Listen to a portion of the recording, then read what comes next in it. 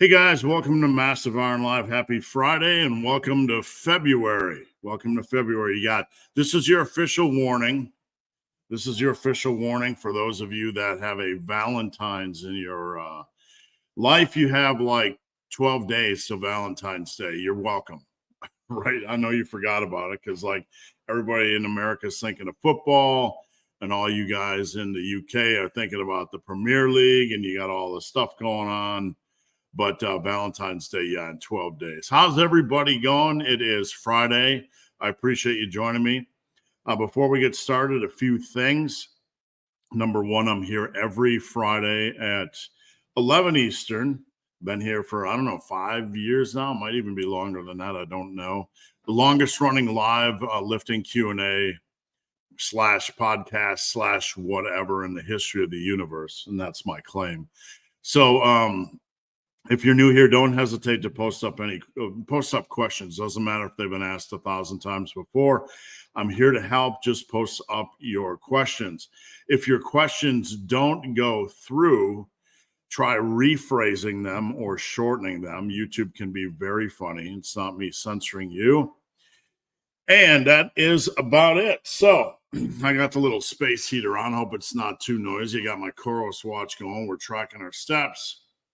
I'm in day 5 of the Super Living 30-day challenge. And I'm going to be doing 100 days. The challenge is, and if anybody of you guys want to kick this year in the high gear, let me turn this thing off. All right. If any of you guys want to kick this in the high gear this year, you can join me, us, teammassiveiron.com, or just do it on social media. It doesn't really matter. But the 30-day challenge is you're going to try to get in 2,500 steps.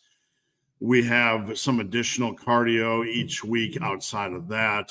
It is animal and plant-based whole foods only. You have to do at least 12 workouts, resistance training workouts during the month, and no alcohol, no fast food, no junk food. Also, I give everybody a calorie target and they can't go over. Now, you can do this bulking, you can do this cutting. The bulking, you're like, what's the point? Well, to try to bulk without alcohol, without binging, without going over, without eating junk. It's just a focusing time. I have a couple people doing this on a bulk. So if you're bulking and want to do it, let me know. If you guys are interested in joining me, you can head over to Ben the Barman. You can head over to Instagram at Ben the Barman, and slide into my DM and just say you're interested in more information on the 30-day challenge. If you want to do it on your own, doesn't cost you anything. I'll give you a calorie target.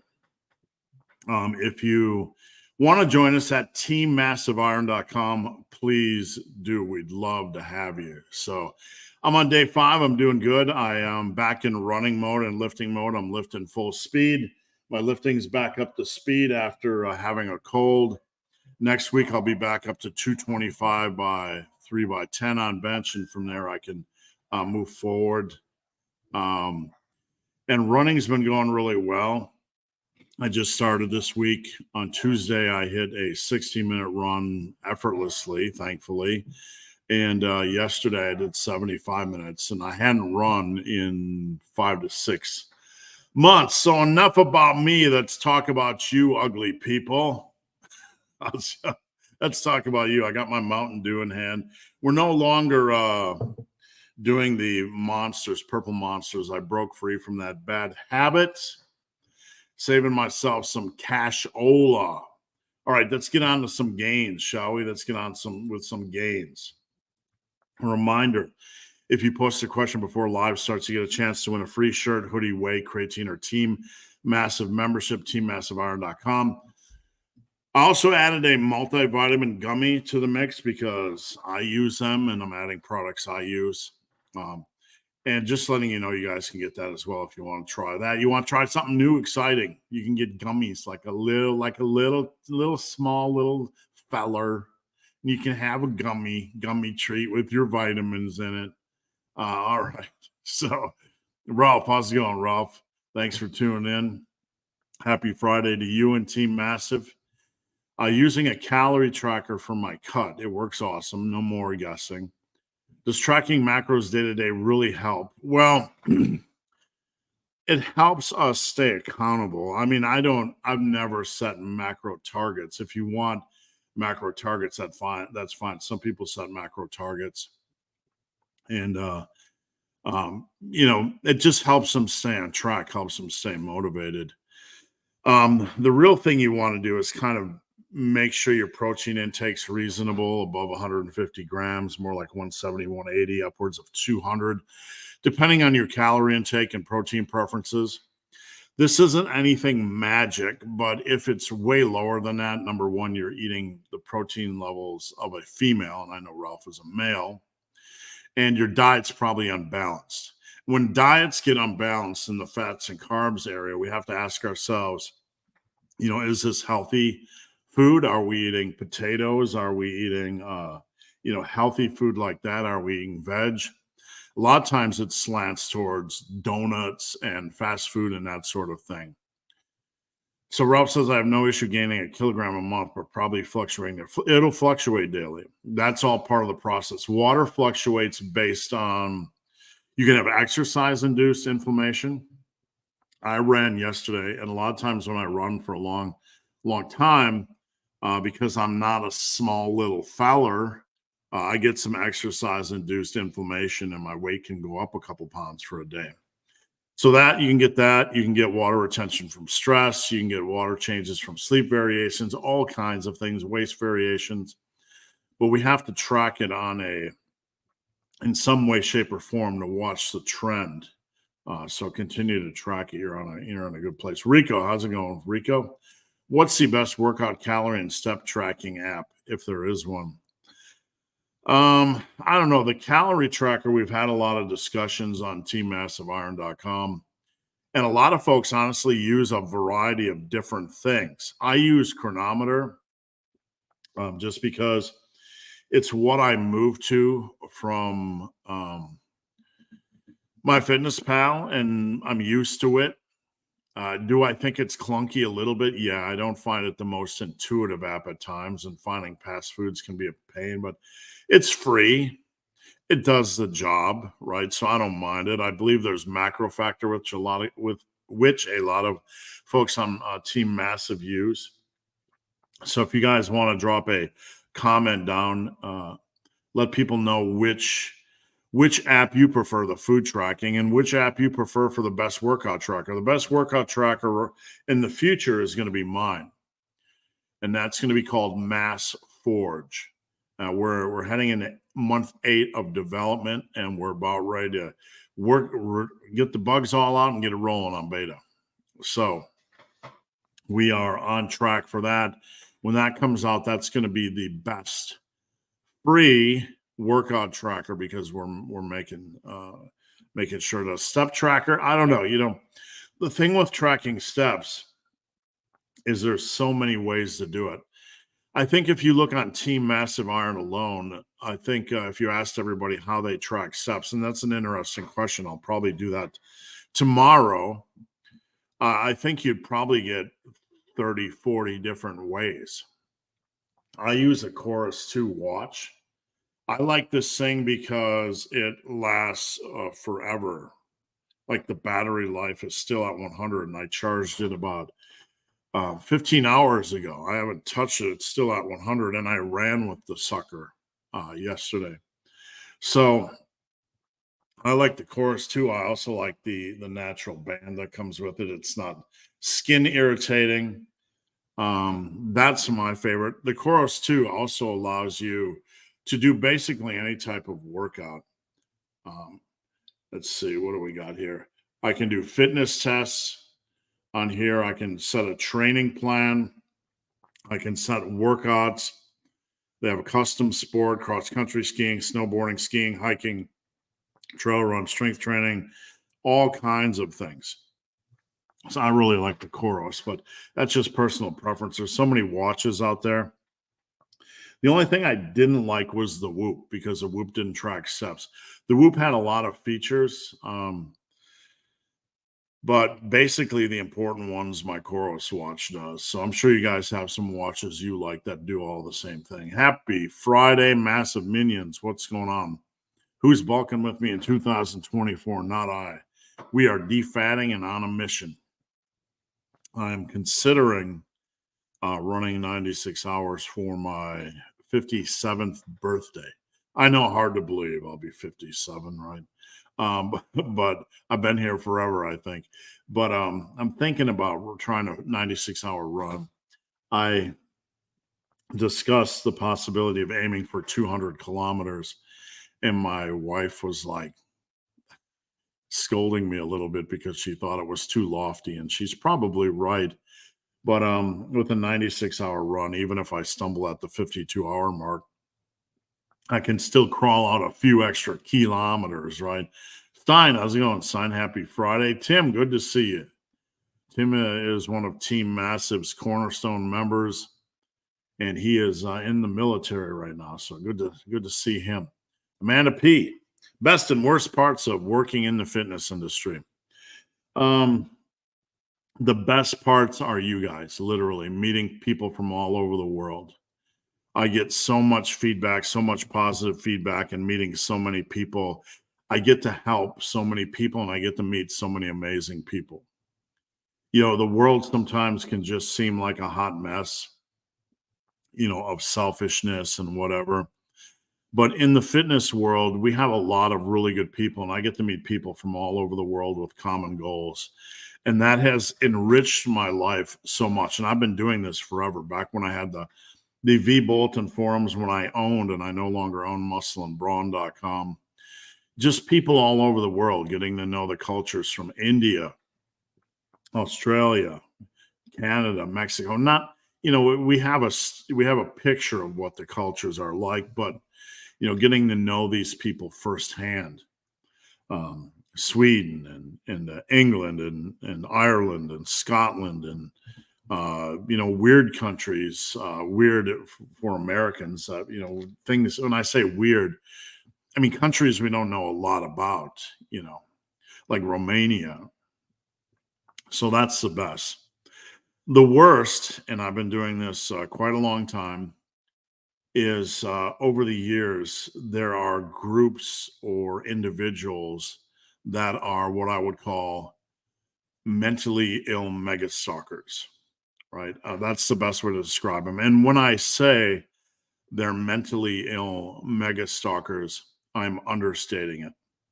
There have been people that have just been off the charts, ridiculously not okay. I had one when I used to talk about healthy at any size and how it wasn't healthy at any size, in my opinion. I had one mega stalker that was so extreme. She was harassing my work relentlessly, harassing every platform, every video relentlessly, harassing my family, everybody in my social media, new accounts, nonstop, daily. It was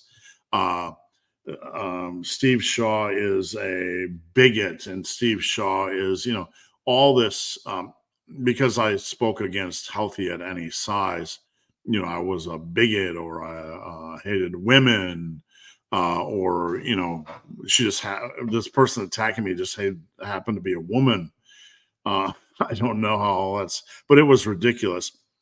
They actually made a documentary about this lady who was stalking me. I'm not even kidding. Anybody that's curious can DM me, and I will give you the link to the documentary. It's on YouTube for free. They actually made a documentary about this person because they weren't just stalking me, they were stalking multiple people. It got so bad that Tess Holiday, the plus size model, poster girl, poster lady, whatever she associates as, right? Blocked me on social media. You know, I've had people like that. There is currently, you know, there's always some mega stalker. There's just degrees, and that's the worst part of this industry. I many, many years back when I got involved with Muscle and Strength, I let another YouTuber post his workout on Muscle and Strength. And that was well before this person got into a lot of trouble. And this person attracted 8,000 mega stalkers, and I got in his drift, and drifting from a racing standpoint, I had to deal with a lot of his people as well. There's been a lot of weird people in fitness, just a lot of strange people. And right now, I try not to associate with many of them. I try to keep my shot group tight because there are a lot of strange people in this industry, and the the amount of abusive level, way over the line stalking and harassment gets ridiculous. It's not ongoing all the time, but when it happens, it can just be relentless. And you have to watch your Facebook. You have to watch everything. I've had people call my ex-wife. I've had one of these mega stalkers call my ex-wife at work at a bank. I've had them dig up somehow my children's phone numbers and call them. And I literally, if I ever found that person, it would not be a good day for them. I'd probably be behind bars. It's just to think about, like, somebody harassing your children, right, over a disagreement, on something you talked about. Like, people, one of the weirdest things of working in fitness is there are a high percentage of people, I will say 10 to 20% of people on any given video that won't actually watch the video, and they'll assume what you're saying, or they're just dense, right? And look, let's be real here. I'm not trying to be crude or rude, but there are a lot of dense people in this world. You wonder how they, change a light bulb. Um, some of them hold pretty decent jobs, but some of these dense people don't even watch the video. Then they assume your opinion, or they don't know the grand scope of your opinion. Some people think I hate full bodies. Some people think I hate 5x5s, and they just go off on these relentless weirdo uh, tangents, and they will harass you. So it gets pretty weird. And then when you block them, they'll make a new account and be like, Steve Shaw blocked me on social. No kidding, dude. No kidding. I got work to do, right? I'm not going to sit and get in a debate with an idiot. But it's funny. You get look, I'm not shy about saying, if somebody's going to relentlessly harass me, I'm going to block them. I don't have time for this. I'm trying to help people. And even if you think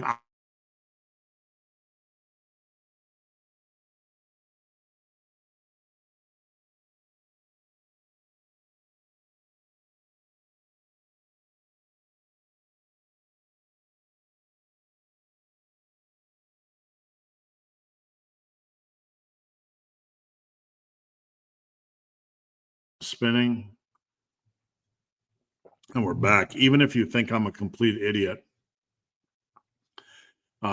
that's fair. I might be, but to take it to stalker level is just a little bit too much, over a fitness topic. It really, really is. But still, some people do it.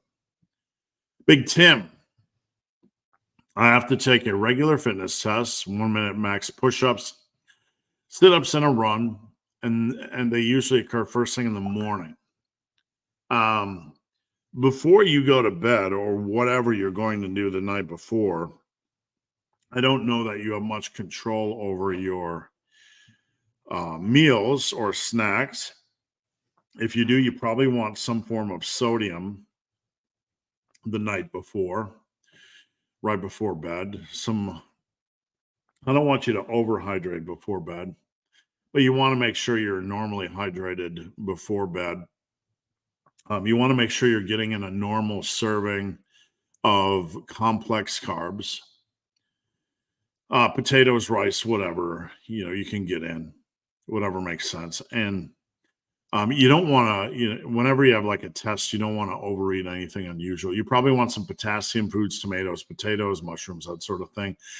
When you get up, you probably want to have 6 to 8 ounces of water. Again, nothing that's going to make you want to go pee all day long. And some sodium first thing in the morning, because sodium is basically the energy electrolyte, so to speak. And that'll really, really help you out. Well, it won't hurt you. Big Justin Jones, good morning, big hairy ugly dude and Team Massive. Do you do straight into a cal? Yeah, 100%. Why are we messing around? Get it, get into it, get in, dig in, dive in. There's no benefit from easing into the pool unless you're like, I need to slowly go down. And then look, if struggling with hunger is an issue for you on a cut, number one, everybody struggles with it, and you're going to have to sit through it. You're going to have to suck it the freak up. Right? Because look, boo-boo babies. Oh, I'm hungry on a cut. Who cares? That's what a cut is. I posted something on Instagram today. If you want to maximize or reduce that hunger feeling, stick with plant and animal-based foods. They digest. They take slower to digest. They're more filling. You get in more food volume, etc., etc. But look, you have to, in a cut, look, I understand people get hungry. I don't care. That's part of a cut. Like when somebody's like, oh, I'm so hungry during a cut, I'm going to die. I can't make it. Like, come on. It's not that difficult, right? A little bit of hunger. You have to time your hunger. Some people are so used to giving in to whims and urges and not planning, that they're always hungry. I have little periods of hunger. I'm a little bit hungry right now. I get to eat after this is done, but it's not like I'm dying, right? But the point here is, some folks struggle with hunger, and I'm not saying you do, Justin, but some folks do, and they want to ease into things. In my opinion, all you're doing is taking 4, 5, 6 a week, whatever number of days, and you're just eating in a calorie deficit for longer than you need to. Get in. There's no benefit. It's not like your hormones go wacky or the false belief that somehow the body acclimates to a lower calorie deficit and we can no longer lose weight, which is utter nonsense unless you're going deep towards a bodybuilding level cut. Get in, get it over with. Justin, should there be scapular protraction during cable flies? Don't think about that, right? Think about the movement. Right? We're not worried about the scapula during cable flies. We want to think about the movement. I think about driving the elbows together towards the center of my body. Okay. Drive the elbows together. I don't worry about the hands on cable flies or laterals. I worry about the elbows because that'll be a little bit more leverage friendly. We don't give a crap about the scapula during cable flies. Right? It doesn't matter. We're worried about the chest. We're worried about big, juicy chesticles. So focus on getting a chest feel and driving the elbows together towards the center of the body. Big Joe B. Joe is the Team Massive Iron member of the month. Let's give him a round of applause. Little golf clap. I don't want to clap in the microphone. So Joe, well done there. Dumbbells and donuts. Given 30 pounds of rapid, not healthy weight loss and several weeks of lifting, how far from that level that I was at should I be restarting things? Look, you lost a lot of muscle. You don't realize this. You also lost other things like blood volume and a lot of other things negatively body-wise. Yes, you are lean, but you probably dropped bone mass. You probably lost blood volume.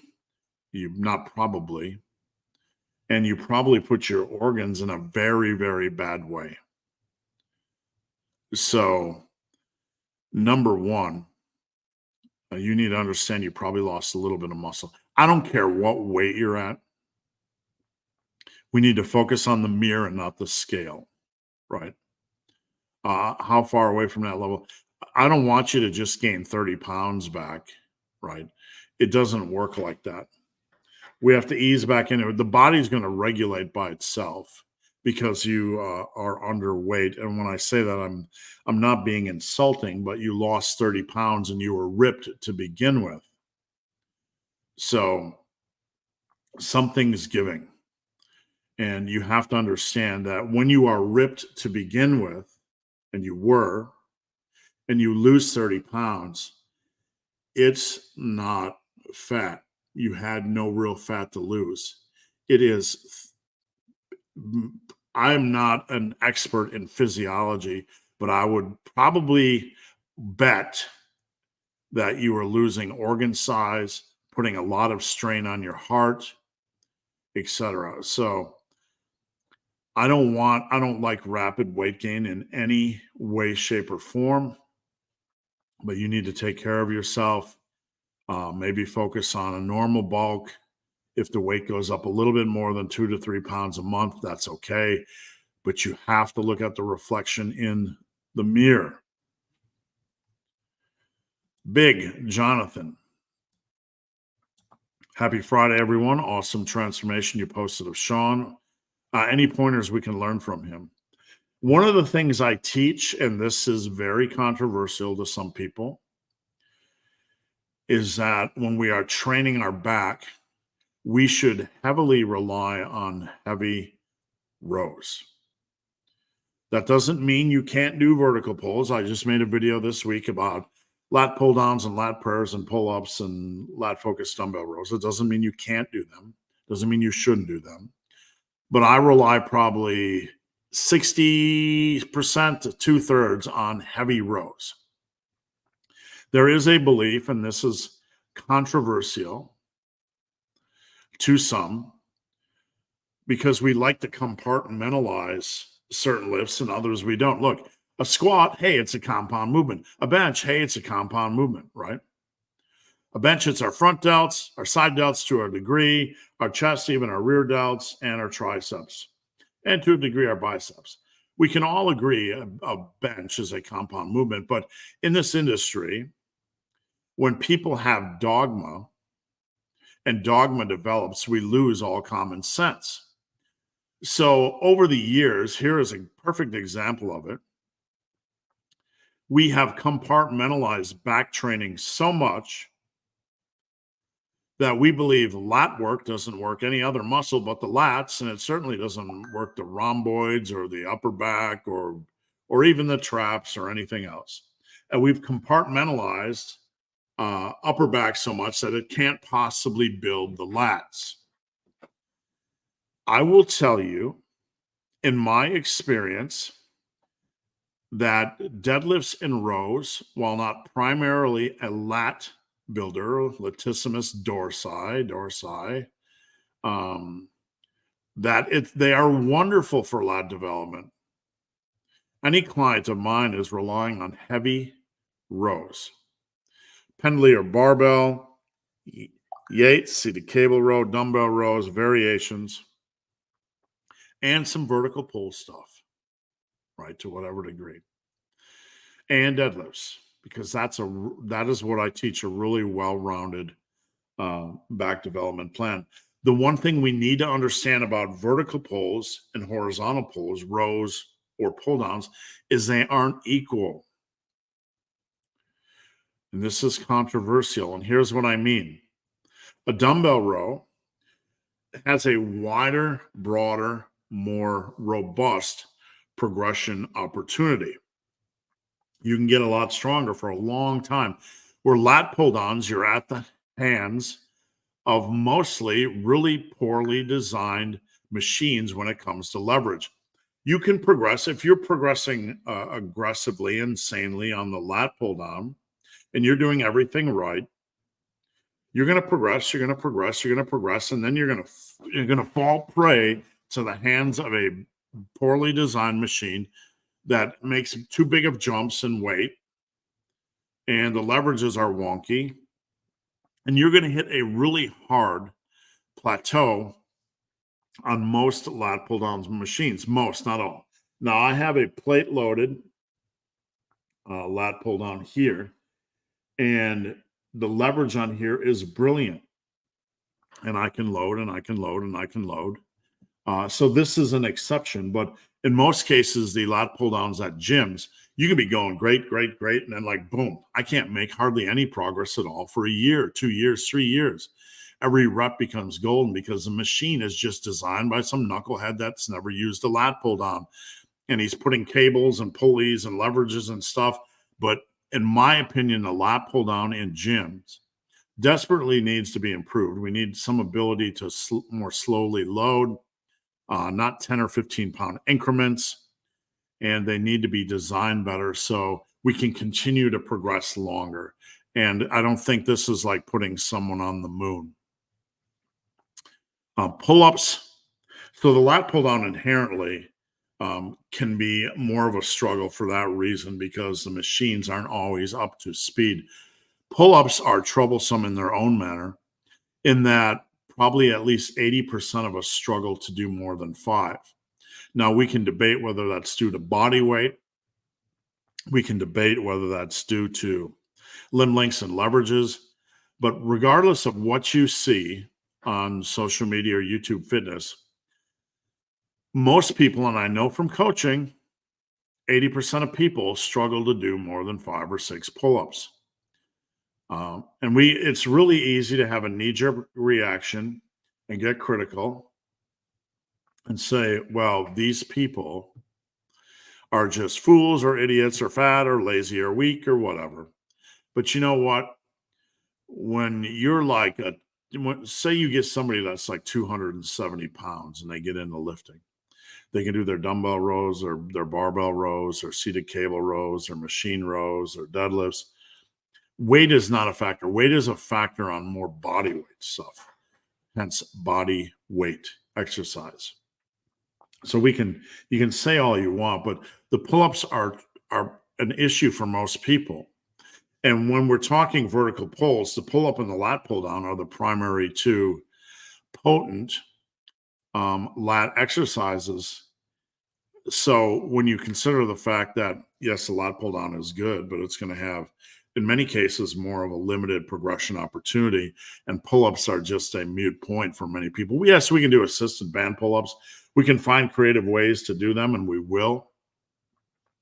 But combined, these two exercises and their variations are not as easy for the average individual as rows. So if you want to row variations, if you want to build a big bag, yes, we need to try to work on our assisted pull-ups and our lat pull downs, but we need to aggressively work on the things that do build muscle right now. Dumbbell rows, barbell rows, Pendley rows, Yates rows, T-bar rows, chest supported rows, seal rows, seated cable rows.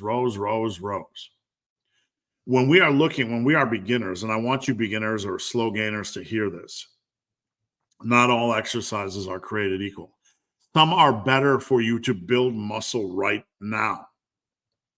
Squats and deadlifts are not two of the exercises for most people that are good for you to build muscle right now, because number one, we have to get used to form. Number two, we have to get used to the central nervous system demands. And for the average person, this can take a while. The average person, it can take a while to get proficient at pull-ups. So what do? We don't want to over-focus on squats, deads, and pull-ups, maybe even dips. We still want to work on them if we want those exercises in the mix. There are no mandatory exercises. But we have to focus on the lifts that we can be proficient with right now. Does that make sense? So too often it's the other way around. And this is why I'm critical of minimalist programs. Hey, let's make a minimalist program where we rely on squats, deadlifts, and pull-ups, and a few other couple exercises. Do you see how idiotic this is? It's so far off the mark. It's ridiculously I want to say laughable, but I think it's just sad. You have these novice programs that have 3 exercises that most people are going to need time to build on. Now, a cornerstone of a good, like, we can't blame you're gonna be like, you can't blame the program. Well, that's fair if you're an intermediate or advanced lifter or more advanced lifter, but novices don't have experience with squats. Novices don't have experience with deadlifts. And in 80% of the cases, novices suck at pull ups. That is reality. Okay. That is reality. And when we fasten together a novice program that has squats and deadlifts and pull ups, it's a hot mess for no gains. Now, people that have never coached, and I'm not trying to be confrontational here, people that have never coached that are naturally proficient at these exercises think I'm an idiot for saying this. But anybody that has coached a vast pool of individuals understands that the deadlift takes time to learn. It takes time to learn. And while you're learning it to various degrees, you're not really getting a lot out of it. Okay. It could be 2 months before you get form, or it could be a year. I've seen people come to me every week, every month that have been deadlifting. This is a reality. I want you to hear this. I see people come to me every month that have been deadlifting 1 year, 2 years, 5 years, 10 years, or even more, that have deadlift form that is so in disrepair that they're getting virtually nothing out of it. And we are not being critical of these people. They're trying their best. They just don't know, and they have not had coaching yet. So you can have people that are attacking the deadlift for a year to 10 to 15 years, and they're literally not getting much out of it because they're trying their darndest, but they just don't know better. And the same thing, the squats are worse. If I showed you,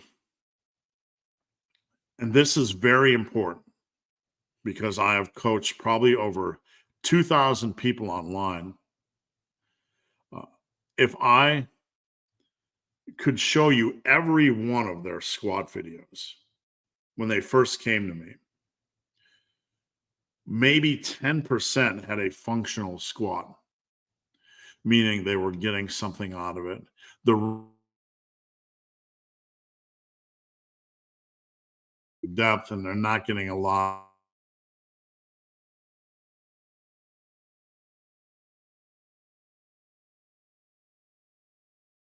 And it's an important and interesting topic because not not a lot of people understand why I'm so much against minimalist novice programs that focus on squats, deads, and pull-ups.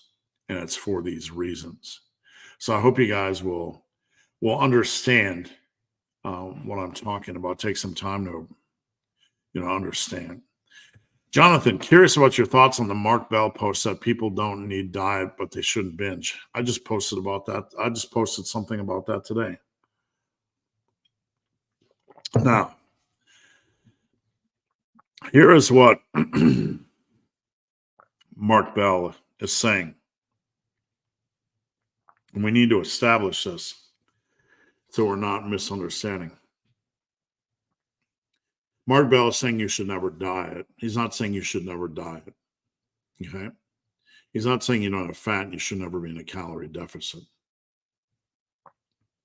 What Mark Bell is saying, and basically what I've been saying all along, just in a different way, is that hyperpalatable foods are easy to overeat. All right, I'm going to get my Instagram up, and I'm going to read you my Instagram because this I wrote it this morning at like 2:30 a.m.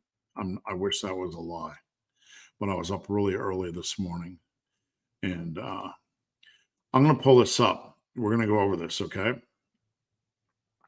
This is super important for anybody that wants to maintain body weight.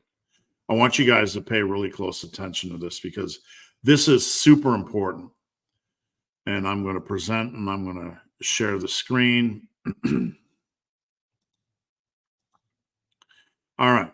I'm going to remove Jonathan's question.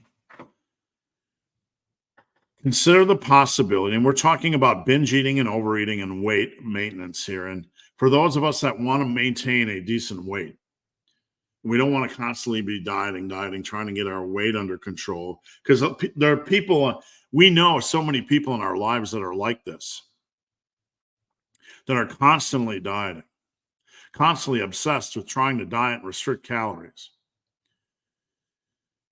Consider the possibility that one of the reasons you struggle to maintain a decent weight is tied to your food choices. We are not generally driven to overeat or binge eat potatoes, broccoli, or salmon. When we choose hyper-palatable foods like pizza, sugary coffee drinks, sweets, chips, and the fast food of the day, we almost always overeat. This is a fact. This is a fact.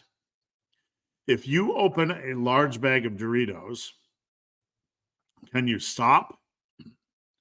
Maybe some of you have the self-control, but we're almost always going to eat more than we want to. If you order a fast food meal and you're going to save money, and you're going to get the burger and you're going to get the fries and you're going to get the Coke, you are invariably going to eat more than you should because it's there, right? Number one, it's hyper-palatable, meaning it's almost impossible to resist. It just is like food porn. It tastes amazing, and that's what it is. You can't stop eating that stuff. But can you stop eating salmon and potatoes? You might overeat a little bit, but it is not even in the same league as how easy it is to overeat chocolates or pizza. If you have a large pizza sitting in front of you, if you order, you can't just order a delivery of a slice of pizza, right? You could.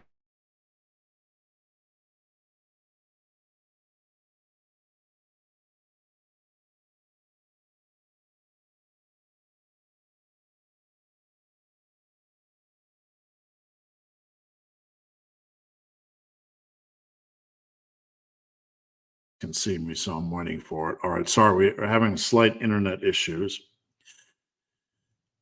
If you put this food in front of you, you're almost 100% of the time going to overeat, or eat more than you want. So the caption over here: if you're truly serious about achieving a more reasonable body composition, you need to take this seriously. One bag of Doritos or tortilla chips lands at about 1,500 calories. This is absolutely easy to crush in one sitting. A medium-sized potato has 110 calories. There is no way any reasonable individual, short of someone with an extreme eating disorder, can crush 1,500 calories worth of potatoes. We just aren't driven to do so. Food choices matter. Echo. Food choices matter. Portions matter as well. If food is there in front of us, we almost always feel compelled to eat it, to finish it. When we eat real foods, we can control the portions. Now, you can certainly control the portions with fast food, but it's more challenging. You don't get to order at Subway like 2/3 of a foot long. You either have to go lower or you have to go higher, right? That's probably a bad example, but you know what I'm saying. We almost always, when we get into junk food or hyperpalatable foods, not always, but in many, many cases, and these are the cases that are leading to extra calories, we overconsume. If someone orders a double Whopper, large fry, and sugar Coke, what are the odds they will feel compelled to eat it all? Almost 100%. We feel compelled to eat everything in front of us.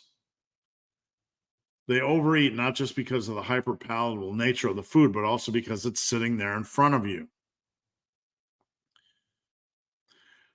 Now, if you have like 100 potatoes sitting there in front of you, you're not going to eat them all because they're not hyperpalatable. So the perfect storm is having hyperpalatable foods and having an excess in front of you. That's the danger, and that's what Mark Bell is really talking about. Learning to only place before you the appropriate amount of food that will make you full. We're eating this satiety here. We're not walking away from the dinner table feeling hungry. This is important. If you take these rules seriously, then maintaining weight is much easier. So, in my opinion, what Mark Bell is really saying here is that when you combine hyperpalatable foods, chips and cookies and fast food and junk food and all that kind of stuff, and you have more in your presence than a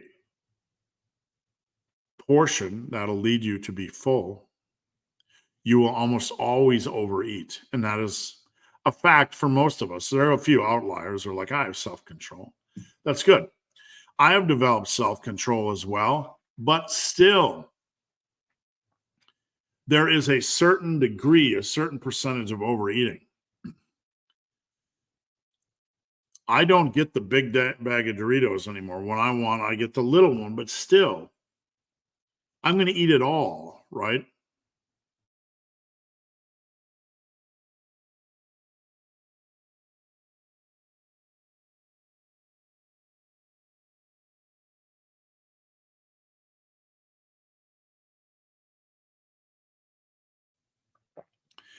When we go out and get a burger,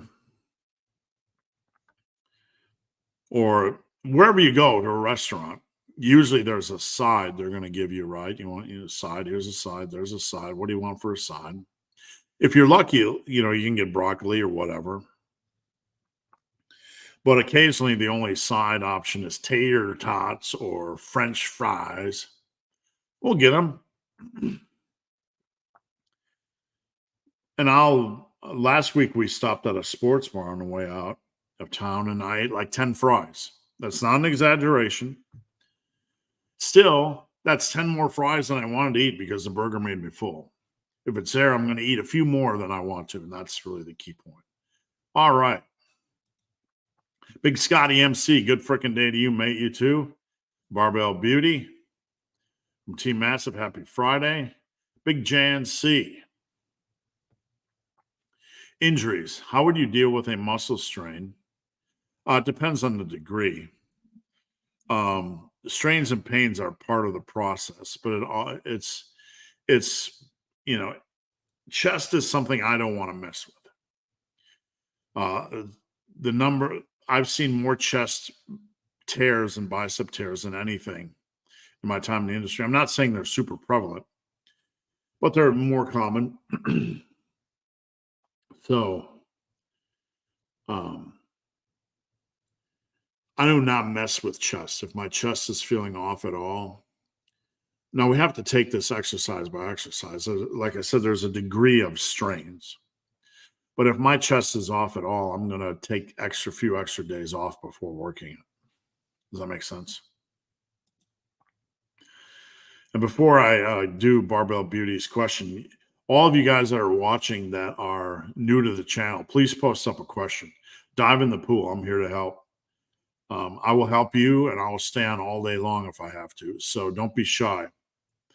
I know sometimes breaking the seal can be the hardest, but let it rip.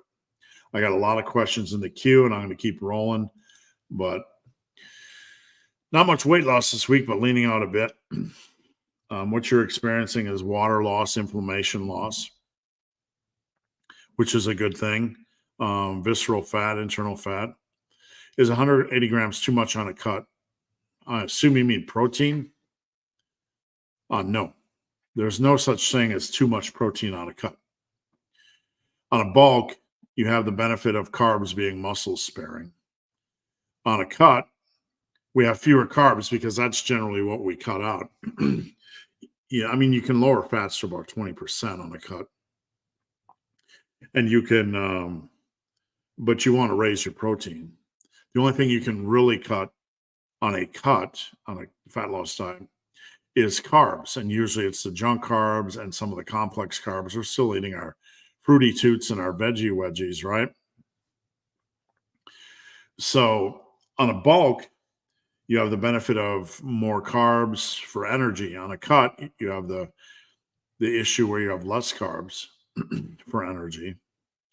So your body might have to resort to using some protein for energy, and that's my dumbed down idiot explanation.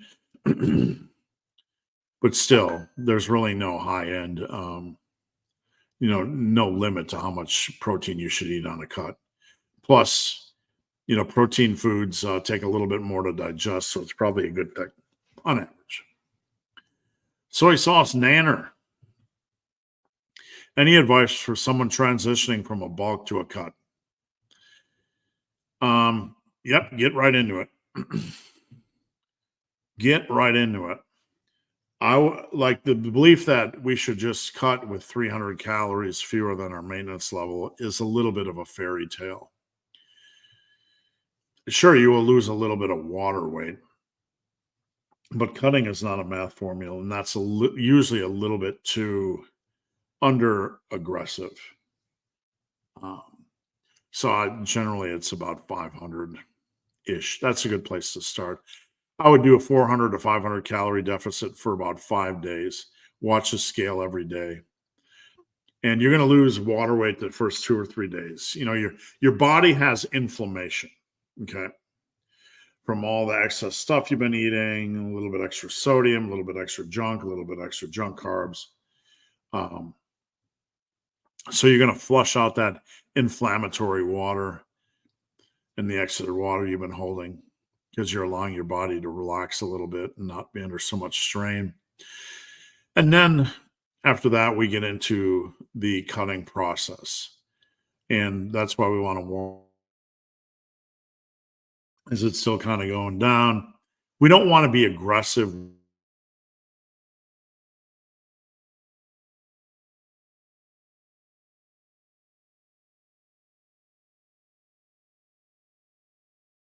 Until it looks back. Sorry, I'm having internet problems. The hardest part is waiting the first couple weeks when we don't know what our cutting calories should be. If we're new to this, trying to dial it in. If you've cut before, if you do bulking and cutting cycles like we do in the Massive Iron world, you have an idea where your calorie intake is for a cut. So we're better off jumping more to that level, and we can micro adjust from there. But for those that are new to a cut or don't know where their cutting calories are, there's going to be a break-in period of 2 to 3 weeks where we have to dial it in a little bit. But we want to be slow about it. Logan, massive crom. I have to think of a concept. So if you guys think of a concept for the massive crom workout, let me know. Soy sauce banana. I did less cardio and steps than usual during my bulk. I think that was a mistake. Well, I mean, it's not going to be anything earth-shattering for your health. As long as you're eating reasonable and doing resistance training and are focused on a little bit of steps and cardio, you're going to be fine. But it's we want to maintain a reasonable degree. I wouldn't worry about it too much. We don't want to overbake the cardio to the point where it's hard to fit into our day, but a reasonable amount is good. 89 Charlotte, what's up? Thanks for tuning in. I appreciate it. Oh, we did that already. Jan C did that already. Some of these were repeaters. What is your favorite non-exercise activity that supports strength training? Interesting question. I'm trying to process it. I think what facilitates strength training the most isn't really like Drew was saying, isn't really exercise. But the problem I'm getting into is non-exercise and activity, right? So activity is basically a form of exercise. So that was crossing my wires a little bit. I'm just going to say this because I think this is the honest truth. The biggest activities or things you do, and Drew, let me correct myself because an activity is something you can do as well. A habit that supports strength training is planning your meals. This doesn't mean we need to be a perfect monk, right? But people that don't plan anything are just a hot mess and setting themselves up for failure and eating on whims and calorie variability and all kinds of good things, bad things. And, taking your recovery seriously, nailing your food intake, planning your food intake, and, taking your sleep as seriously as you can, reasonable times when you go to bed. Now, when we talk about nutrition, uh, we do not need to be perfect, but we need to be in the same range, right? Drew said, as a follow up to my question, I split firewood.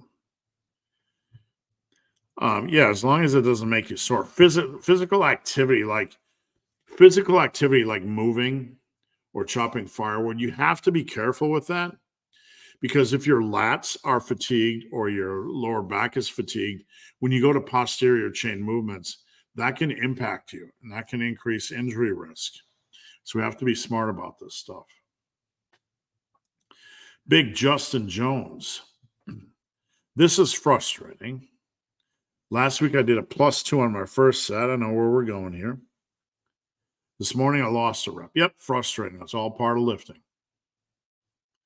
Don't overthink it. Don't overthink it. Don't overthink it. It's part of lifting. You're not going to be perfectly the same. We are not cyborg robots. Your energy levels, your electrolyte levels, your sleep, your glycogen levels, even your recovery levels are going to vary. I did a chest workout a couple days ago, and I'd like to do assisted dip push-downs. I got a dip push-down machine over here. And last week with 180 pounds, I did 3 sets of 20. This week, my triceps were spent, and I did with the same weight 20, 15, and 12, and that was pretty close to failure. It happens. We don't worry about it because it's not gone forever. Losing a few reps is going to happen. It's part of the process. We're human. But a rep gained is yours generally to keep for life unless you lose weight. Then you have to earn it back. A rep lost will return. So any rep gained is yours, even if it's temporarily lost. That's the way you have to view it. Just keep your diet sane and don't worry about it. Legit, don't worry about it. It's not like that rep is gone forever. It's going to come right back when whatever was happening has run its course. Steve, what would be the minimum amount of muscle that one has to gain? And I was looking at this question before live starts, and I'm going to give you a free Massive Iron t-shirt, hoodie, Team Massive membership, creatine, or whey. So hit me up on Instagram at Ben the Barman or email me benthebarman@gmail.com. All right. Because I like this question. What would be the minimum amount of muscle that one has to gain in so that it is clear that he lifts? And how long is it realistic to get there? Here's the problemo, and that is fat. Most of us are well aware that the more body fat you carry, the less it looks like you lift. Now, you can take 2 guys. One guy can weigh 155. One guy can weigh 180. The 155 guy, let's say he's never lifted. He's going to look skinny fat, right? Let's say the 185 guy put on 10 pounds of muscle. He might look a little bit more stocky, a little bit more Sturdy, like what you here's how I describe sturdy. If you have the 155-pound guy, skinny fat, never lifted in his life, looks like a wet sack of crap, right? Like you could blow him over. And then you have the 185-pound guy. He had like 10 pounds of muscle. But which one would you want? Which one's more physically intimidating? Muscle adds a physical intimidation factor, right? Naturally, you might not know it, but we process it. So even the guy with the 10 pounds of mass might not look like he lifts. He just might look like a normal dude because of his fat levels. Maybe he weighs 200 pounds. So fat can mask this to a degree. And where we store our fat can mask this, and how we look can mask this. So it gets kind of murky. But I think the best answer is once you get into like 15, this is just a guess, right? Once you get into like 15 to 20 pounds of mass that you've added and you're relatively lean, like under 18%, I think it is fair that you look like you lift. Now, when you get bigger, you can carry around more body fat and look like you lift more than the guy that has 10 pounds. Does that make sense? Shelly, good morning. Team Massive and Team Massive. Live starts now. We're about an hour in, guys. I'm going to keep going with your questions. Post up your questions. I'm going to get a sip of my Diet Mountain Dew. Post all the questions you want. I'm here to help. And before I move on, just a reminder, if you need a good workout, please head over to my website, superlivingtoday.com. Check out the workouts tab. I have what's called the workout collection, which has, I don't know, what is it, 342 pages of my workouts, tons of workout options. I can do custom workouts for you. There is a services tab over there if you need a custom workout. Team Massive, you can join teammassiveiron.com. There's a link there. Our community, my community. I have some pretty cool apparel. And I think one of the few things that is a minor disappointment is like I put together a lot of shirt variations, and I think they're pretty solid.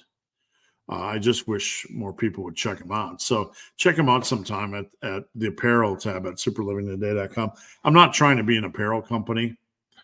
I put together stuff mostly for myself and Team Massive Iron. And trust me, I give away 2 to 3 T-shirts for everyone I sell.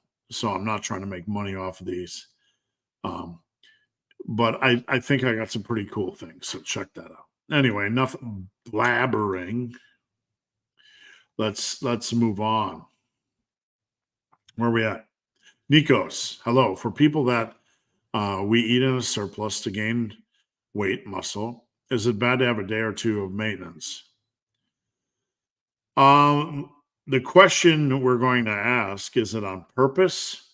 Are we trying to do this for a reason to not gain fat, or the fear that we're going to gain fat? So we're going to take a couple of days each week to eat at maintenance level, or did it just happen because of whatever?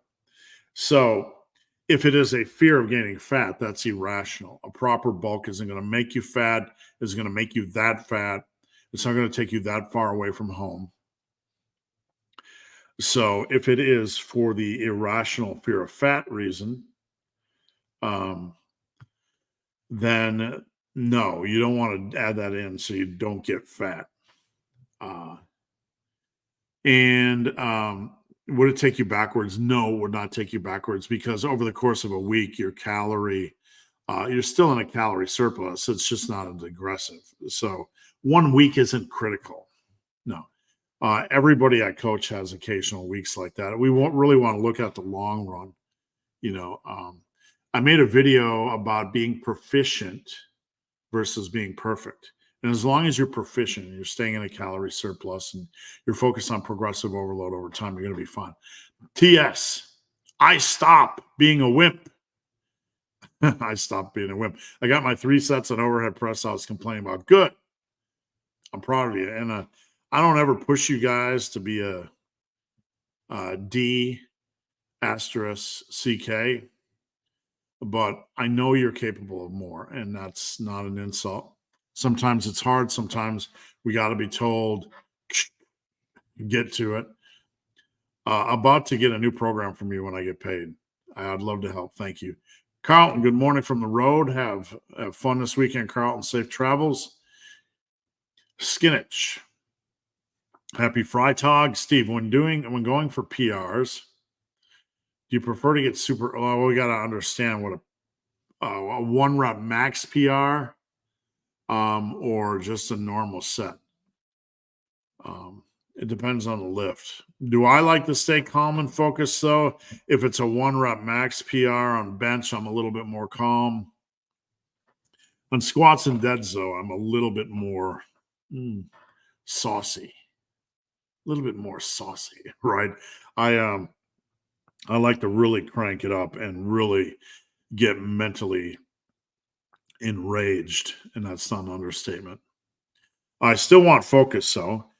Focus isn't a factor of calm. I like to get on my loud music, but I'm ultra focused on form.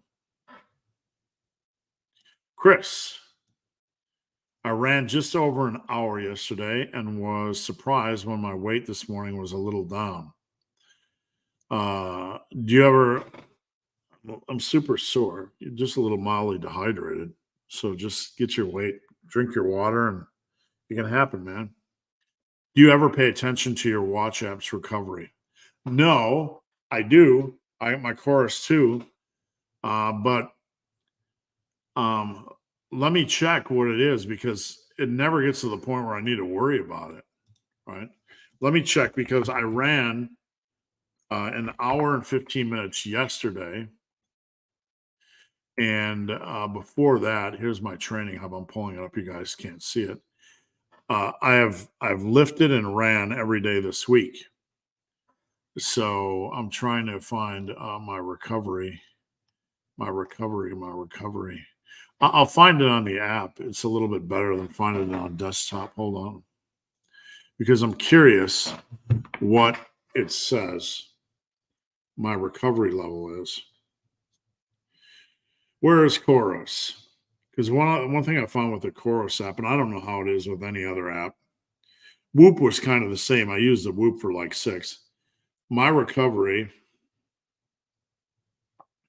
is listed, I don't think maybe you guys can see that, as 100%.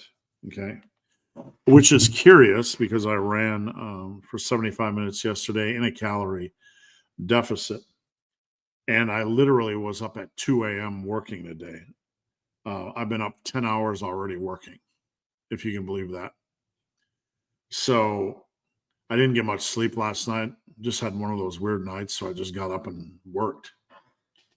I don't pay attention to it because I never get to the point where I feel like it's crazy. I'm doing a long run tomorrow, so maybe it will be. Rico, what's the best trail running shoe you've ever owned? Speedcross 4, Speedcross 4, Speedcross 4, Solomon Speedcross 4. 99% of the shoes I've run in have been the Solomon Speedcross 4. Good luck finding them, because I bought every size 11 under the planet, 11 and 12s. I like a tight toe box, a snuggly, wuggly toe box. When you are trail running and you're in the water and in your ups and your downs and all kinds of stuff, I don't want my foot sliding around in the shoe. So I like a tight toe box, a snuggly. There's something that holds my foot in place in the shoe. I don't like it to be sliding around, sliding forward. Very bad, right? So the Speedcross 4s always served me well. I like Solomon's for that reasons. I've tried a couple other trail running shoes, and they never did it for me. I like the grips on Solomon's as well. I don't have all the experience in the world, but I do know that the Solomon fits me snugly. My foot doesn't move around. It's very breathable. So I'm out there, my feet are wet, right? And that gets in your socks. These are not waterproof shoes. They're not meant to be. But they're very breathable. So the water usually exits pretty quickly. Shannon, when's the last time you spoke with Robert, the guy on your live stream? It was many years back. About a week after the last time he was on live.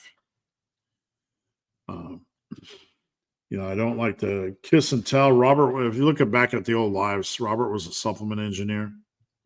I'm not sure what he's up to right now. Me and Robert were trying to start a supplement line Robert's very brilliant when it comes to supplements. And we were trying to start a supplement line we would want to use. So we did so, and we put out a creatine, spent some money on it. But one day I woke up to find him off of social media, off of Instagram.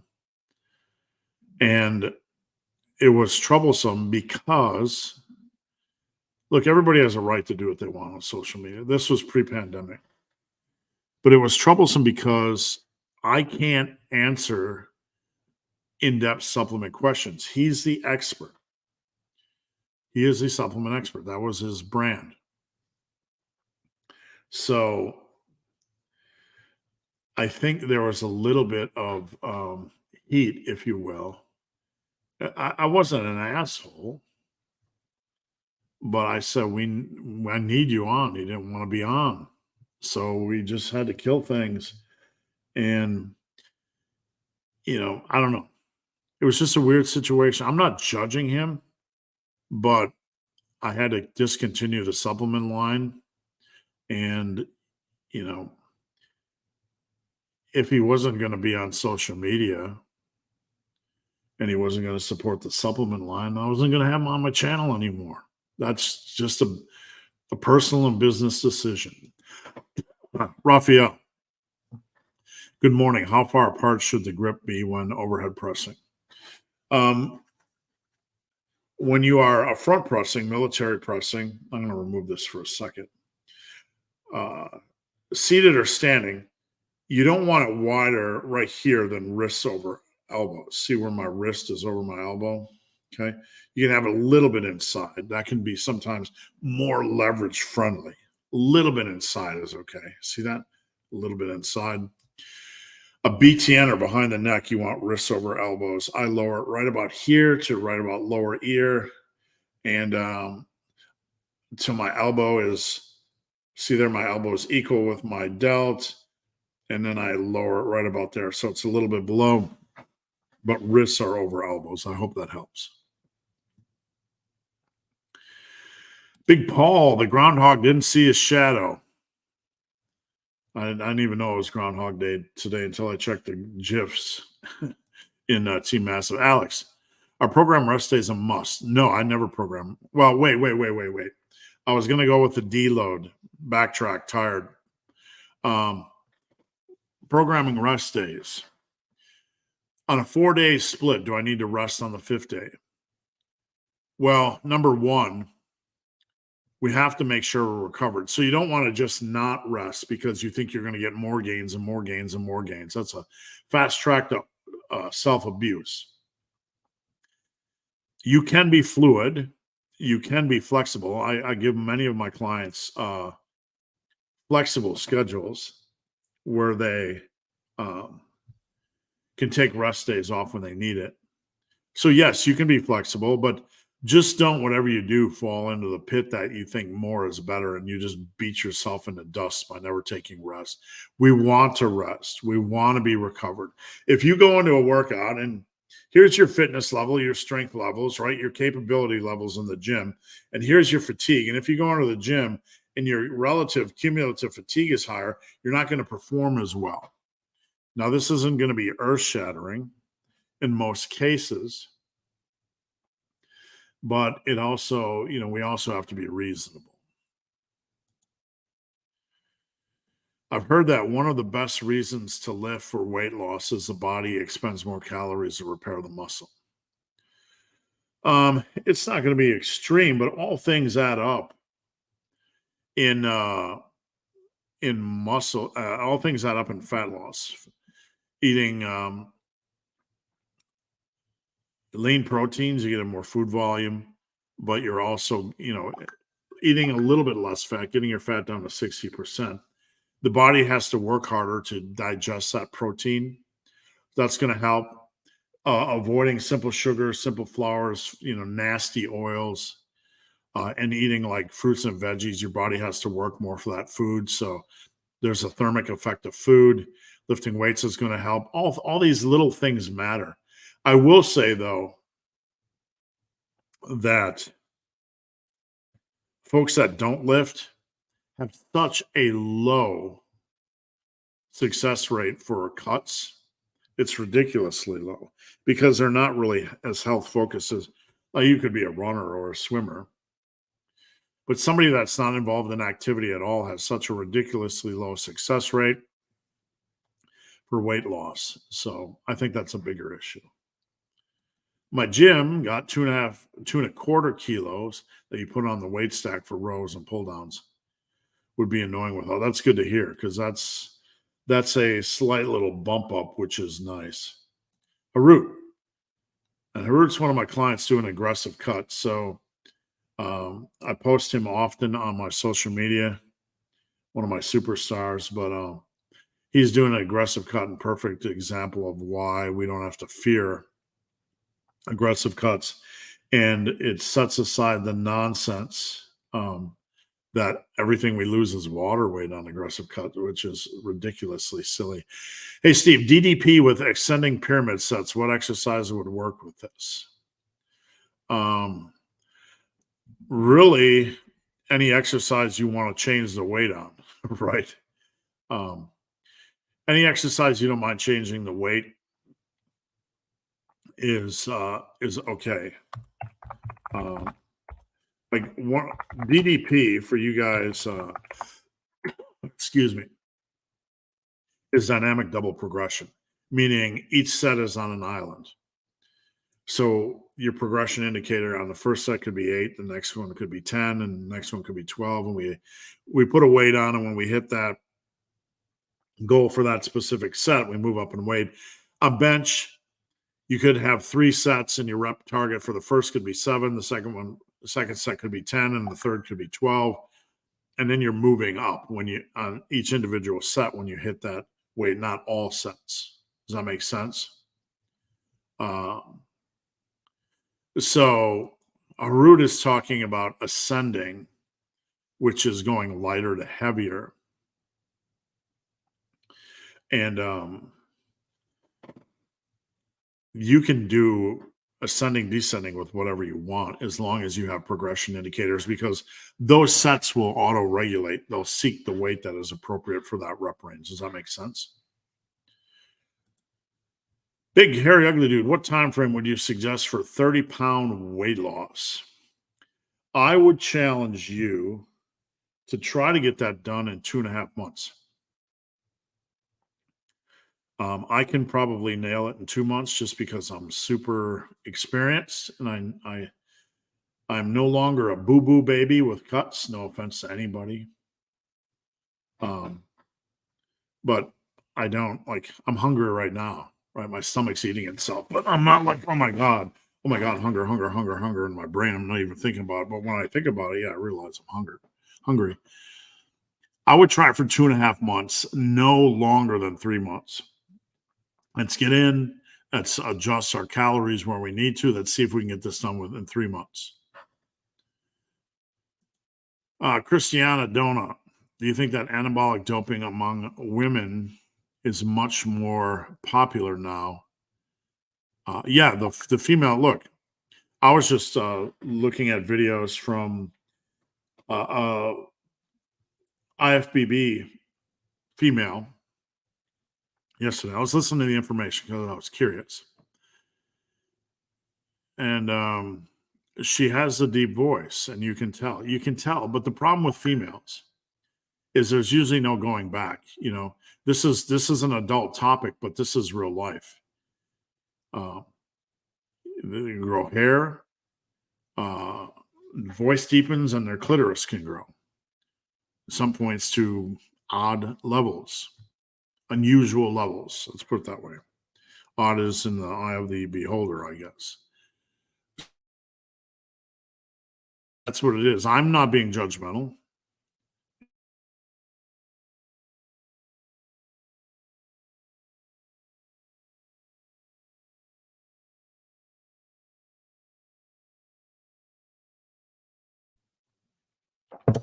The internet went poo-poo again. Sorry. Doesn't bother me. I don't care. I don't judge. I don't spend a second judging. Now, we all have preferences. Women have preferences and males have preferences, right? Women, do you want to date a steroid gorged, HGH gorged mass monster? Maybe you do, maybe you don't. Men, would you date a woman that uses like Anavar and other doping agents and has a little bit extra hair, deeper voice, and enlarged clitoris? I don't know. We can chuckle at this stuff, but those are questions everybody has to answer. There's no right or wrong. Nobody's getting hurt.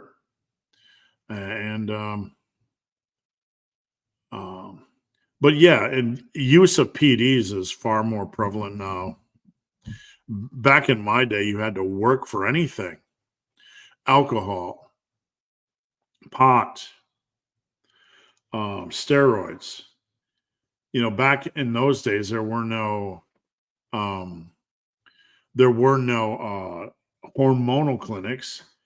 If somebody wanted to use steroids, they had to be like a gym where other people use steroids. Had to be part of the in crowd. Like you look back in the Arnold generation, most people didn't even know what they were.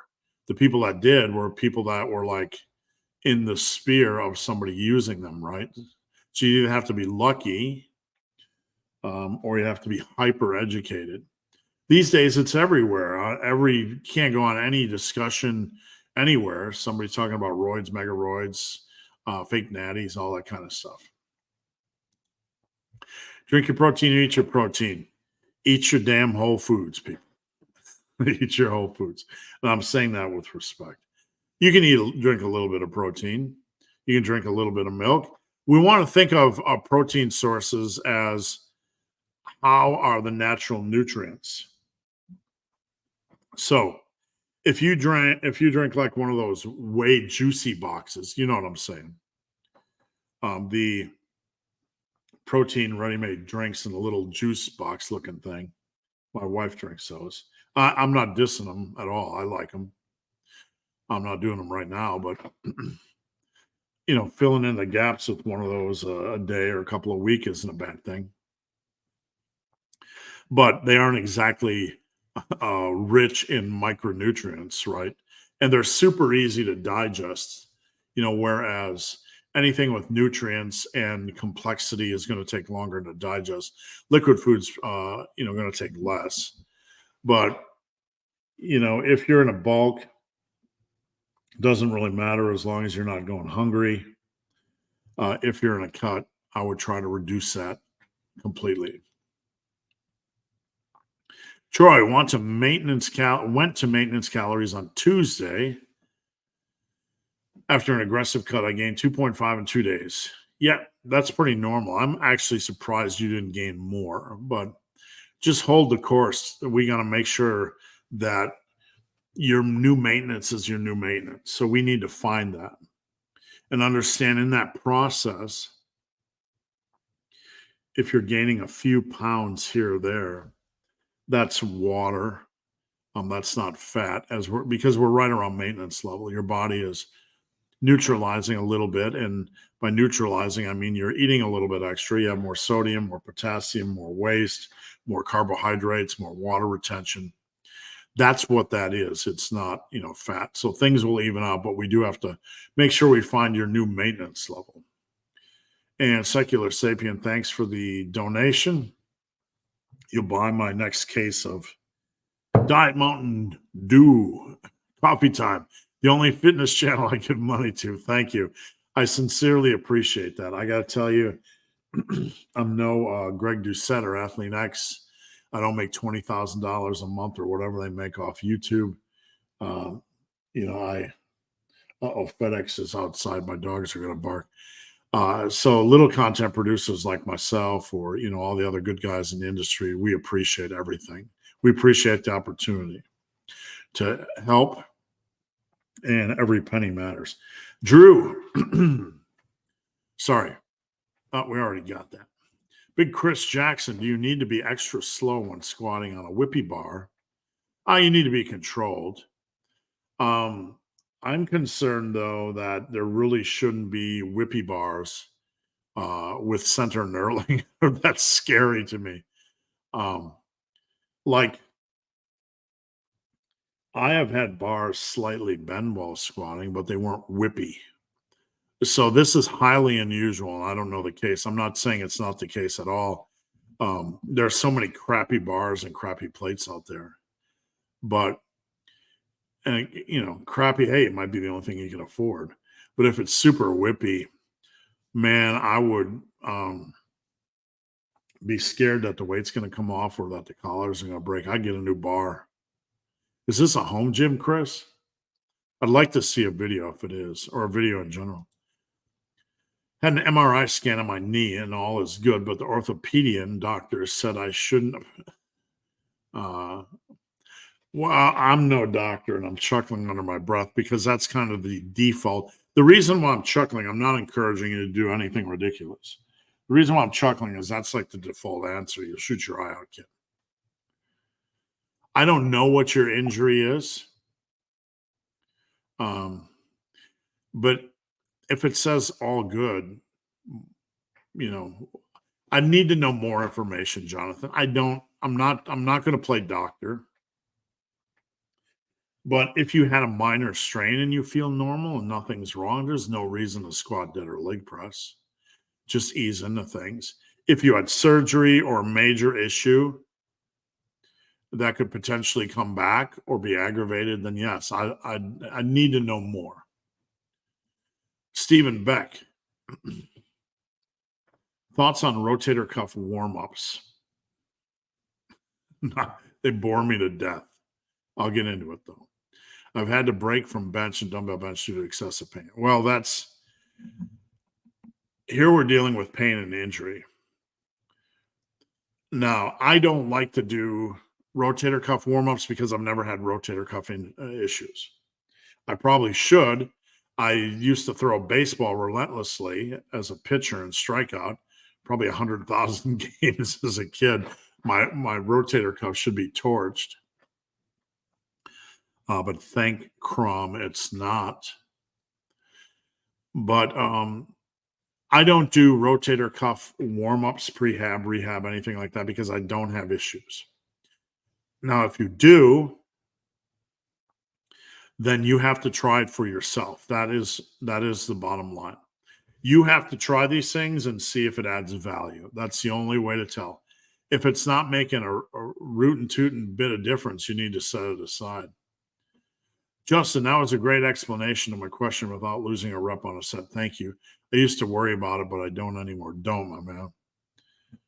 A rep in hand stays there forever unless you're on a long, long cut. Oh, that shout out you did this morning was funny. Thank you. I appreciate it. Appreciate it. All right. We got Steve, can you please look up Ashley Walters' body and tell us if that is close to natural potential? Give me a sec, guys. Ashley Walters. Never heard that name before. Let's see if we can find some Instagram. Okay. So there's sometimes multiple people with the same thing, right? Oops, shit. I have to pull it up on a different browser than this one. Hold on. Ashley, hold on, Walters. Is this a British actor? And American rapper. That's what it says. I don't know who it is, and I'm an old guy, so don't hate. So I got a oh, it looks like he's lifting weights. So this has got to be the guy. Let's pull up screen share. Excuse me. Here we go. Let's see what we can do. I'm going to move this away because you can see it's Ashley Walters. And what we got? We got him lifting. Wow, he's looking good, man. His arms are good. Those delts are weakest, little weakosaurus though. Arms and forearms are juicy. Dude looks like arm day is every other day, and that's not being hateful, but those trapezoids and oh, I don't like that at all. There's a better way to do that. He's got some natural, I hate to say natural, but he's got some big arms and big forearms. Those are some Yankee ass pull-ups, so you're gonna need to do full extension. I wouldn't say a natural. Oh, wait, sorry. He's looking juicier there. I don't know. He's decent. I'd like to see him next to another individual. He's looking good. I'd snuggle with him, you know what I'm saying? He's looking sexy. But in like regular pictures, that's telling as well, because folks have a tendency to look bigger. Here he is. I'd say he's not far off. He's in that conversation. All right, where are we at? You put together a lot of shirts, but don't make a post, so I don't notice them. Yeah, a lot of them were done before I had Team Massive. I don't overpost my shirts. I just don't, because they don't sell a lot. I don't want to be spammy with selling crap on social media. Coaching is what I primarily do. And if you need coaching, head over to superlivingtoday.com. I'll be glad, or DM me. I'll be glad to give you more information. That's what I do. And all this other stuff is, nickels and dimes here and there. Barbell Bryce. Do you think that doing conventional deadlifts followed by RDLs and No. I've done it before. It's not. It's only is if it is. And a more seasoned lifter that has a stronger lower back can handle that. So for a beginner, early, intermediate, some can get away with it. We just need to be really, really focused on form. But that type of program is like a back day or like a posterior day. A posterior day is legs and back. So you're getting in some legs and back, and those are three big hitters. A lot of times with deadlifts, and when I do posteriors, you'll have deadlifts.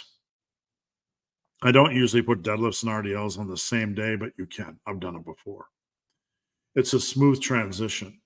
You don't have to strip a lot of weight off the bar. You don't have to constantly load barbells. My safety bars in the rack are either too high or low. That is a pain in the butt, and I know the feeling. I've been there.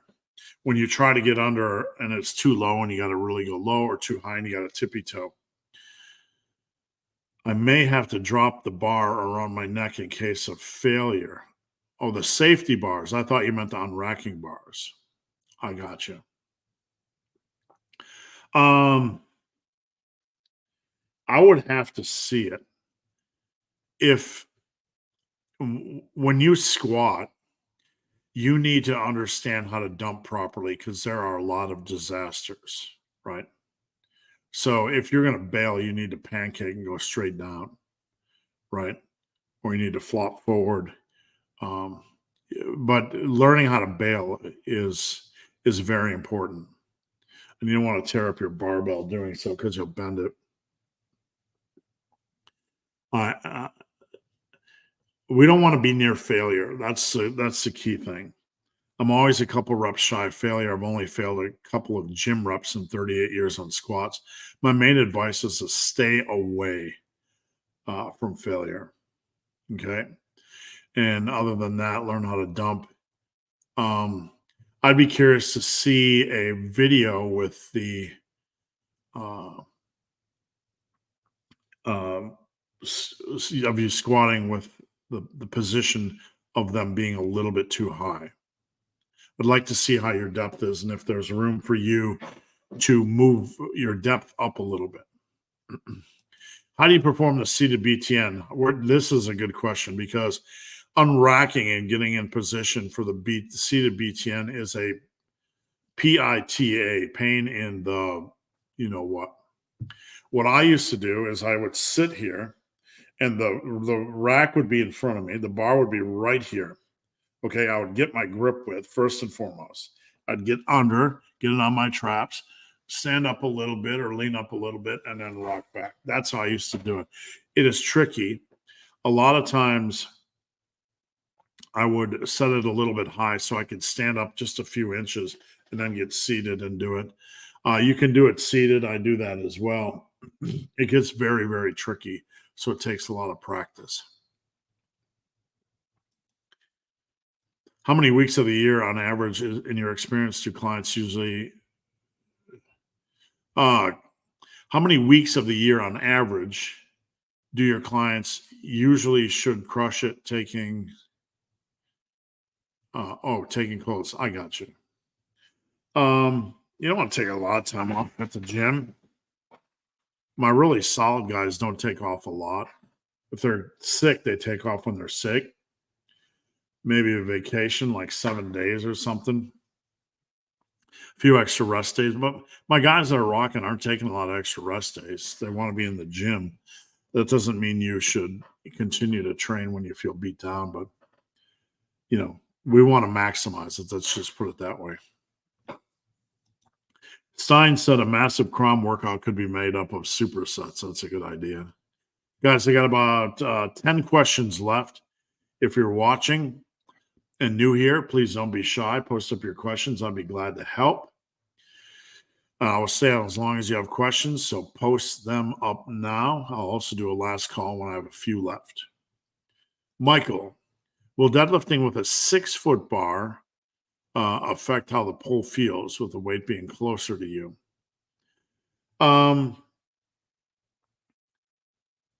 If the bar is stiff on a non-deadlift bar, it's not going to bend that much, so I don't think it's going to matter much at all. Only a deadlift bar where it gets further away and you can pull that center up more will it matter. Sean, good morning. I just want to say working with Steve has been great. Thank you, Sean. I appreciate it. I really do. Paladin, what rep range do you prescribe for seated cable rows? Interesting question, and it's going to be a little bit different for everybody. I don't like to go below 10 personally, other than the odd set. But 12 sometimes feels like cardio. When I do 12, not cardio, but like when I'm doing 12 on curls or seated cable rows or lat pull downs, going from 10 to 12 is like, it feels more challenging for me. I generally like to do 10s on those, but it's highly individual. Keeping my rep ranges high in a cut for my bench during my cut. When I go back on a bulk, is okay to lift heavier weight. Well, don't get into the pit. Don't fall into the pit where we're doing low rep work. Bench progress, especially for women, is best attacked with a decent rep range. You can have one lower set of like 5 to 6 reps or maybe 2 a week, but we want to get in our volume. Number one, it's going to be easier to progress. Number two, we want to get in volume on bench. I think bench responds okay to volume. If all of our stuff is lower volume, then we're really working against ourselves. And I'm not saying yours is. I'm just saying this for example. When deadlifting, how close to your shins should you pull? All right. So when you approach the bar, you want to get your feet about 40% of the way in front of the bar when you're looking directly down. Okay. It can be 50, it can be 40. If your shin's touching the bar, too much of your weight is forward on the deadlift. And when you pull, it's going to place more stress on your lower back and it's going to reduce your leverages. So get your feet under the bar. Make sure they're like 40, maybe 50%, and you're good to go. Big Jack, Steve, this is a non-drama question. But I'm curious. What do you think of Sam Sulek and his training style? Well, I haven't watched a lot of his training videos. I would say he's a little bit looser than what I like, but it's made up for in well, for the sake of it, for the sake of just discussion, let's pull up some of his stuff. All right, let's look at a couple lips. Let me find him on the old Instagram, because that's the only thing that matters outside of YouTube. If I can get it to load here. Sam's got 4.7 million followers, rocking it. And I don't know. I just started following him right now. Let's see here. Let me see if he's got some lifts on this. Present, share screen, Sammy. Does he have any lifts on his does he have any lifts? A lot of flexi, a lot of Edie. Is that him? How come that's it? Does he not have a lot of stuff on his Instagram? I'm confused. There's only like a few posts. 12 posts. That's weird. All right. How about the YouTube? I got to mute it here because, all right. Videos. Let's check out some of this action. I got to be careful because YouTube will do a copyright strike if I'm using other people's crap. Let's get in here. All right, let's see what we got here. Leg curls, partials. I don't know. Some partials at the end. Where's the start of the set? Okay, here's the start of the set. Okay, controls it up, down. There's good control up. It's not reckless. It's not super fast. There's good control up. I'd like to see him slow it a little bit more on the way up. Control it a little bit more. We don't want to go super slow, but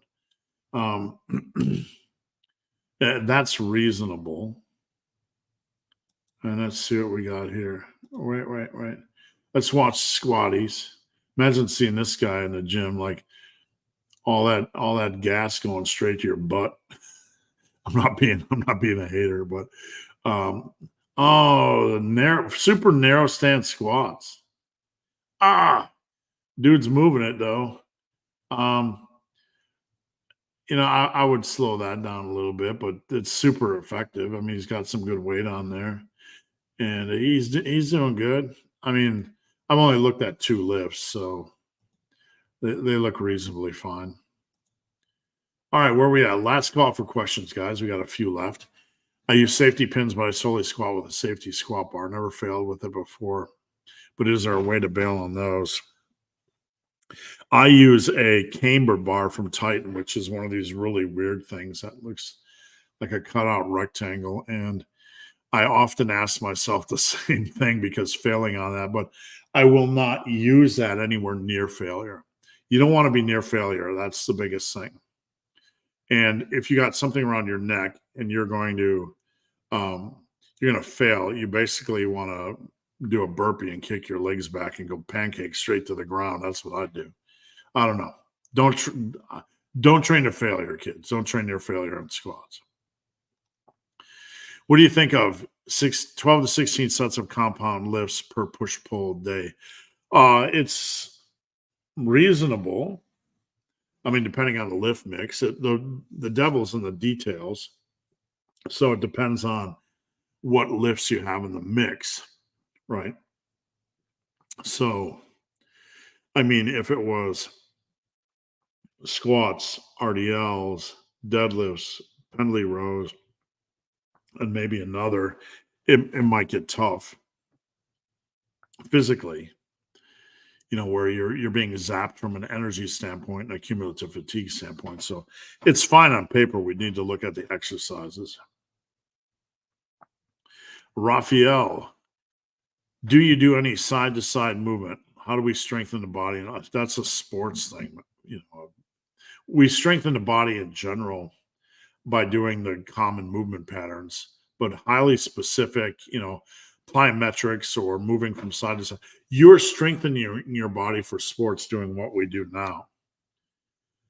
That type of stuff would be more conditioning work, conditioning the body, or improving the central nervous system capabilities, or whatever you want to call it. So I don't know anything about that world. That's sports performance. You just have to see what those people do. 2 questions left, guys. So last call. Get your questions in now. How are your runs feeling? Good. I run at a conversational pace. I went out on Tuesday, ran an hour. It was like I never stopped running.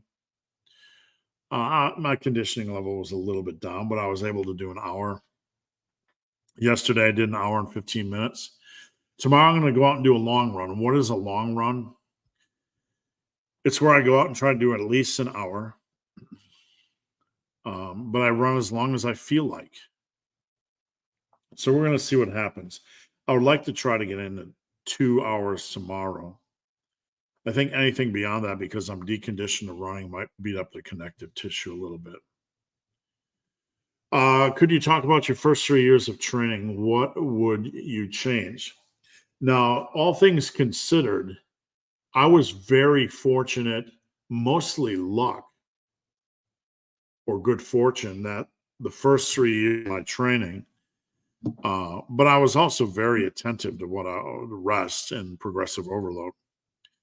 So I think initially it was luck, but my sleep, I was very, very attentive to sleep and recovery. I nailed it. I can't even, that's not an underestimate. I just nailed my sleep and recovery. Absolutely did. Food intake, we didn't talk about bulking and cutting back then. I just ate, but I went from 154 to like 189 in 3.5 years. So I facilitated muscle building and I was bulking the whole time. Wouldn't change that. If I could change things, I'd be more consistent with calories. But I never really had low calories. I mean, come on, I was 18, 19, 20, 21. It's not like I had low calorie days. I was shoveling garbage down my pie hole, pretty consistently. So I don't think that would be a big issue. Training wise, I was in a gym that didn't have a lot of machines. It had some. It had a leg press and leg extension and, some machines like that, calf raises and stuff like that. But 80% was barbells and dumbbells. And that's how I train now, right? So there's not a lot I would change. I think looking back, pretty much everything was perfect. There might be some few rough edges, but I pushed every set to the limit back then. I mean, safely. I didn't train squats near failure, but I pushed for progression on every set. I wasn't sloppy with the weight. I always naturally controlled it. There's not a lot I would change. Not at all. I think I pretty much got lucky and nailed it. What's your ultimate goal at the end of the 100-day challenge? So those of you guys that don't know, please check out my Instagram. I've been talking. I have a post recently within the last week about the 30-day super living challenge. I'm doing 100 days because I want to lead from the front and do something ridiculous. My goal is simply to facilitate, weight loss, to get back in peak shape, both running and lifting. During the pandemic, we drank a little bit more than normal, and it's not like we're alcoholics. We're just watching movies 3, 4, 5 nights a week, having a couple drinks, passing the time, and we're just sick of it. I like beer, but when we sit down for a movie or like a Saturday night, I might drink 2. It's not like I'm slobber knocking it, right?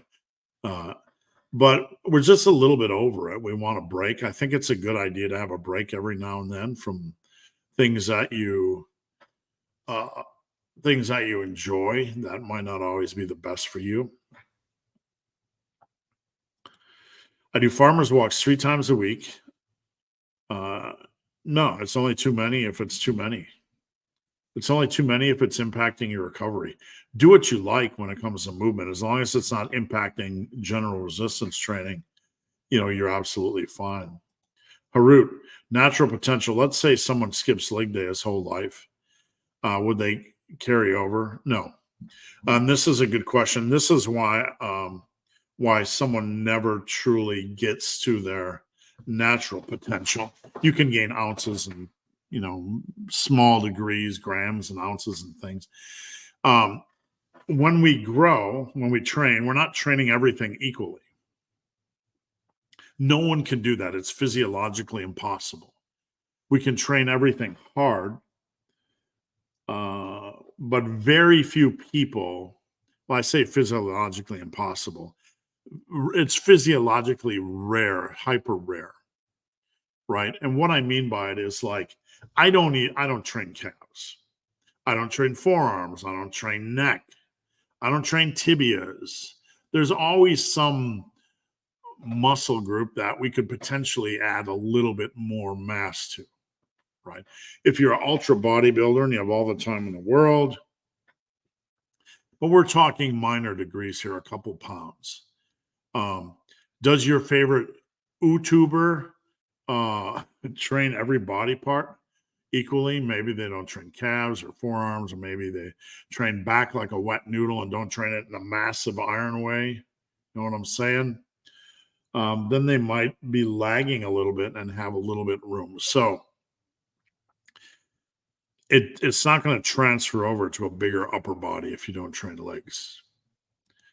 All right, guys, that's it. 1 hour and 52 minutes. I appreciate you guys joining me. I'll hang around for a minute or two to see if any other questions pop up. Before I go, please stay on just for a second. I appreciate your support. Please head over to Instagram. Follow me on Instagram at Ben the Barman. I'd love to follow you back. I try to watch that as much as I can. And where are we at? If you have any questions about coaching, you can head over to superliving.com.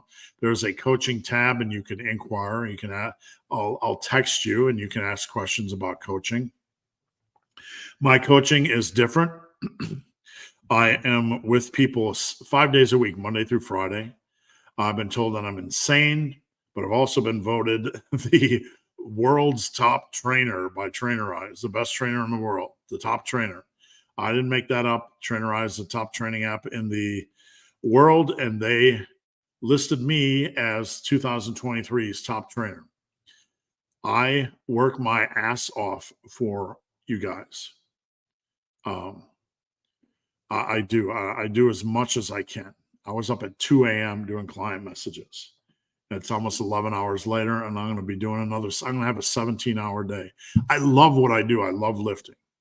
I'm not a weekly check-in guy, so I'd love to work with you. Please check that out. Please check out teammassiveiron.com. Come join our community. What are you waiting for? All right, guys. Thanks for watching. I appreciate it. We'll see you next Friday.